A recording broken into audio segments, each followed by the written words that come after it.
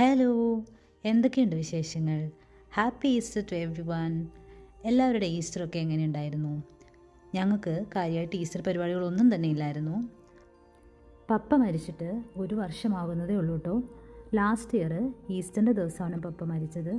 But this year date different ആണല്ലോ. And also ഞങ്ങൾക്ക് രണ്ടാൾക്കും ഇന്ന് വർക്കിംഗ് ഡേയും ആണ്. സോ ആഫ്റ്റർ ഡ്യൂട്ടി പുറത്ത് പോയി ഫുഡ് കഴിക്കാമെന്ന് വിചാരിച്ചു.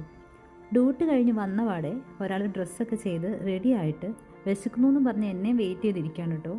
അപ്പം നമുക്കും പെട്ടെന്നൊന്ന് റെഡി ആയിട്ട് ഇറങ്ങാമേ. താൽക്കാലിക ആശ്വാസത്തിന് ഒരു ഗീ കേക്കിൻ്റെ പീസ് ഞാൻ ഇടയ്ക്ക് കഴിക്കുന്നുണ്ട് കേട്ടോ, റെഡി ആവുന്നതിൻ്റെ ഇടയിൽ.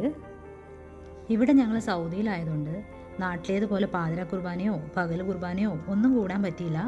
ഉയർപ്പ് കാണാൻ പറ്റിയില്ലെന്ന് മാത്രമല്ല, പബ്ലിക് ഹോളിഡേ ഒന്നും അല്ലാത്തതുകൊണ്ട് ഈസ്റ്റർ ആണെന്ന് തന്നെ തോന്നിയിട്ടില്ല.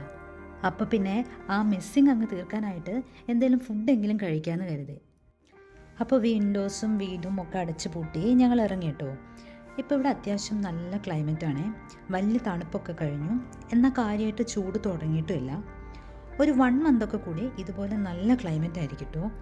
കാറിലിരുന്ന് ഞങ്ങൾ എവിടെ പോകണം, എന്ത് കഴിക്കണം എന്നൊക്കെ പ്ലാനിങ്ങിലായിരുന്നു. ബട്ട് KFC കണ്ടപ്പോൾ പ്ലാനിങ് ഒക്കെ പെട്ടെന്ന് തന്നെ അങ്ങ് നിന്നു. ഇവിടെ ഇരുന്ന് റോഡിലൂടെ പോകുന്ന വണ്ടികളൊക്കെ കണ്ട് ലോക വിവരങ്ങളൊക്കെ പറഞ്ഞ് ഞങ്ങൾ KFC കഴിച്ചു കേട്ടോ.